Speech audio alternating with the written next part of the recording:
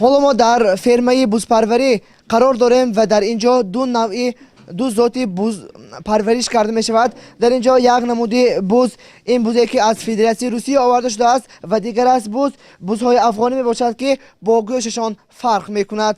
اصلا بزهایی که گوش دراز دارند ذات افغانی نبوده در بین خلق این گونه اصطلاح پنج شده است. در اول دیدن شخص گمان میکند که این گوسفند یا خرگوش کلان حجم است. اصلا این ذات بز یکی از قدیم ترین بوده، زمانی در انگلیس دورگه کرده شده است. کشاورزان و متخصصان این ذات را انگلو نوبی نام میبرند. بزهای انگلو نوبی به تیپی بزهای شیرده داخل میشوند. آنها را مخصوصا برای گرفتن نسلی خوب و شیری با صفت پرورش میکنند. این ذاتی بز در بیوتی سوخت کم دچار می شود. مقصد از پرورش این گونه چاروا این پیش از همه برای زیاد کردن سرشماری ذاتی بزی انگلو نوبی می باشد. هر یک بزی شیرده می تواند در یک شبانه روز تا 4 لیتر شیر دهد.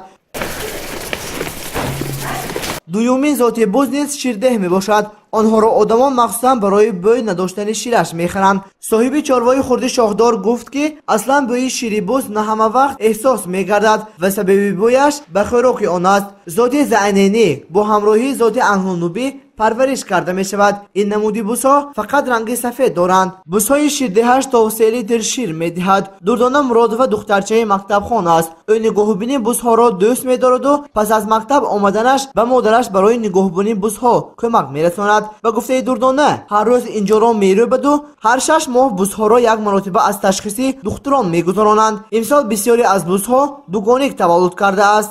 در یک روز باید پگاه روزه و yemişim ettiğim sevmişke Allah همه دنچند هم چیزاش های بابا اول جاوشه sonra yemişe بعد abed ettiğim begoni son ettiğim یک روز به سه معلوم ettiğim بزها بیشتر جاو کنجاله سیموشکه هم خیلی چیزها را بیشتر دوست می‌دارم. قریب 35 تا بزهای ما شیر می‌دهند.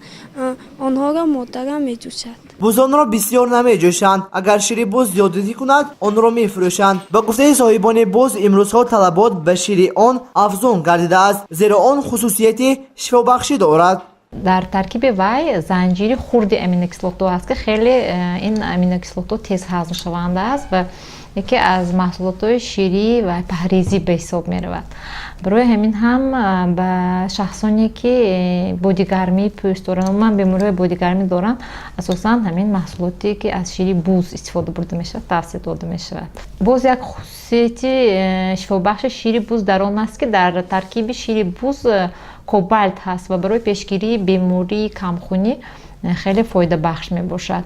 عموما شیر بوز رو برای تیار کردن غذای سنی کودکان نیز استفاده میبرند و همچنین یک غذای بهترین برای کودک حسابیده میشد. با بیمارانی که بیماری مزمن دارند، مثلا بیماری ایشمی دل یا که بیماری های دیابت قند دارند، ما از محصولات شیری بهتره شیر بوز را توصیه میدیم. در فرمه بزپروری واقع در ناحیه باباجان غفور وابسته به سن و سال و جنسیتش از همدیگر جدا کرده ایستادند. اینها در یک روز 21 نوع خوراک را استعمال میکنند. خوراک ها برای سلامتی چاروا نیز تاثیر مثبت و برای فربه شدنش کمک میرسانده است. گزارش فاروق عثمانوف و نسیم رحیموف از ناحیه باباجان غفور برای برنامه اطلاعاتی خبر.